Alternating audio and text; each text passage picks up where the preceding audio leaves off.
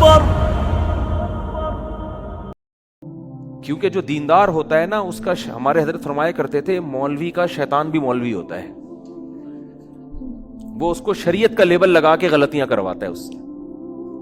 وہ اس کو جو ہے نا جو مولوی ٹائپ کے لوگ ہوتے ہیں ان کا شیطان مولوی ٹائپ کا ہوتا ہے, جو مولوی ہوتے ہیں ان کا شیطان مولوی ہوتا ہے, جو مولوی ٹائپ کے ہوتے ہیں وہ بھی مولوی ٹائپ کا. جو شیطان ہر اتنا ماہر ہے وہ ہر ایک کو ہر فیلڈ کا ماہر ہوتا ہے شیطان. اس کو پتا ہے اس بندے کو میں نے کہاں کیسے گمراہ کرنا ہے. آپ کو پتا ہے یہ جو عیسائیوں میں شرک آیا یہ شیطان لے کر آیا نا. تو کیا شیطان نے عیسائیوں کو عیسیٰ علیہ السلام کے خلاف بغاوت پہ اکسایا تھا؟ کیا مذہب سے دور ہٹایا ان کو؟ نا نا نا نا.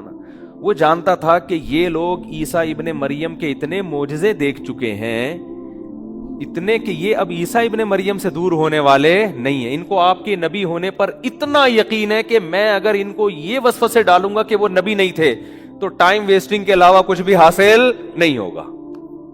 ٹائم ویسٹنگ ہے. یہودی کو اس نے یہ ورغلا دیا کہ یہ نبی نہیں ہے. شیطان نے جو ہے نا ورغلا دیا. عیسائیوں کو نہیں ورغلا, وہ تو صبح شام عیسیٰ ابن مریم کے معجزے دیکھ رہے تھے. اتنے معجزے, بغیر باپ کے پیدا ہونا, پھر ماں کی گود میں گواہی دینا کہ میں اللہ کا پیغمبر ہوں, ایک خدا کی عبادت کرو. پھر اس نے سوچا کہ اس قوم کو میں شرک پہ لے کر آؤں. اس نے کہا ان میں شرک لانے کا طریقہ یہ کہ بت پرست بنا دوں میں ان کو. اس نے کہا, شیطان نے بولا یہ بھی پاسبل نہیں ہے. وہ عیسائیوں کو جانتا تھا عیسیٰ ابن مریم توحید پر اتنا کچھ کہہ کے چلے گئے ہیں کہ بت پرستی اس قوم میں کبھی بھی نہیں آ سکتی. اگر میں ان کو بتوں کی عبادت پہ لاؤں گا تو ٹائم ویسٹنگ کے علاوہ کچھ بھی حاصل نہیں ہوگا. بہت امپورٹنٹ بات ہے, آج بھی یہی ہو رہا ہے. شیطان یہی کر رہا ہے. شیطان کو بہت بڑی فلم ایسے ہی تھوڑی کھا جاتا ہے. تو اس کو پتا تھا کہ یار ان میں بت پرستی نہیں آ سکتی, بت پرستی نہیں آ سکتی. شیطان نے بولا کہ اگر میں ان کو سب کو زانی بنانا چاہوں گا یہ بھی پاسبل نہیں ہے, کیونکہ یہ زنا کے خلاف ہے. مذہبی لوگ ہیں نا, یہ نہیں یہ 2-4 لوگ زنا کر لیں گے, سارے تھوڑی زانی بن سکتے ہیں.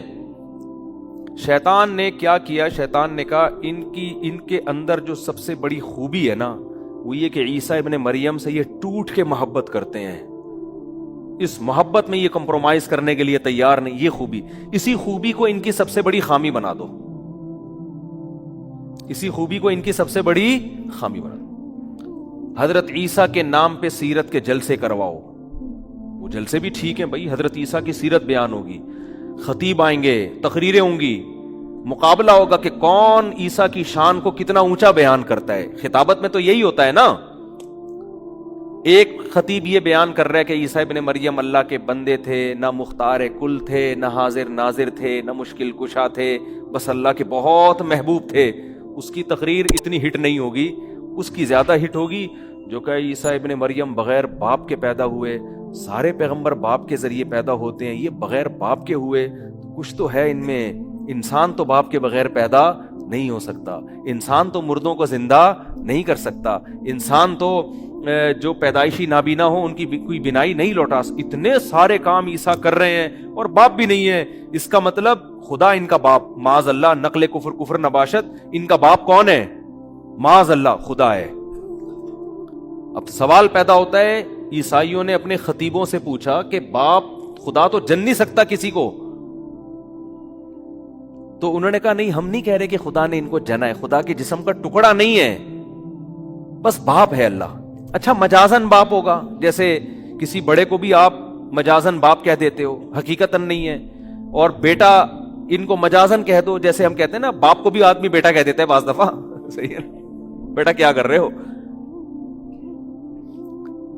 یا کسی دوست کو بیٹا کہہ دیتا ہے, یا کسی بھی چھوٹے آدمی کو بیٹا کہہ دیتا ہے محبت میں, حالانکہ وہ بیٹا نہیں ہوتا. تو مجازن کہہ دیا ہوگا بیٹا. تو اگر ہم مجازن مانتے ہیں تو پھر تو مجازن کسی بھی پیغمبر کو کہہ دو بیٹا. تو عیسیٰ کی کیا خصوصیت ہے؟ انہوں نے کہا نہیں مجازن نہیں ہے, حقیقتاً بیٹا, لیکن اللہ کی ذات سے نکلا نہیں ہے. جب نکلا بھی نہیں ہے تو پھر کیسے؟ ہمیں نہیں پتا, وہ ہے. تقریر میں آپ جیت گئے بہرحال. سمجھ رہے ہو کہ نہیں سمجھ رہے بھائی؟ تقریر میں تو آپ کیا ہو گئے. اور ان کو پھر تورات کی ایسی آیتیں بھی مل گئیں, کیونکہ جب آپ کوئی فاسد نظریہ فرض کرتے ہو تو آپ کو اپنے مطلب کے دلائل ہر جگہ سے مل جاتے ہیں. یہ بھی ہے. جیسے ہمارے پروفیسر غامدی صاحب، وہ جو مرضی پھینک دیں کہیں نہ کہیں سے آیتیں نکال کے لے آتے ہیں، وہ کچھ بھی کہتے ہیں کہیں نہ کہیں سے مل جاتی ہے. تو ہر ایک کے ساتھ ہے، آپ کو اقوال مل جائیں گے، آپ کوئی بھی قول لے لو کہیں نہ کہیں کسی تابعی کا ضعیف قول حاشیے میں لکھا ہوا آپ کو مل جائے گا. تو گمراہ لوگ یہی کچھ کر رہے ہوتے ہیں. بھائی اس قول کو کسی نے حیثیت نہیں دی، اس کی کوئی ویلیو نہیں ہے. تو یہ کیا ہوا کہ یہود و نصارہ میں، عیسائیوں میں اسی طرح سے کیا ہوا، حضرت عیسیٰ کی سیرت میں مبالغہ، بہت زیادہ اہمیت بڑھانا شروع، پھر اس پہ کتابیں، پھر اس پہ مناظرے. ظاہر ہے اس وقت حق پرستوں نے مخالفت کی، لیکن لیبل ایسا لگا تھا عیسیٰ کی شان بیان ہو رہی ہے، تو ظاہر ہے لیبل سے لوگ دھوکا کھاتے ہیں.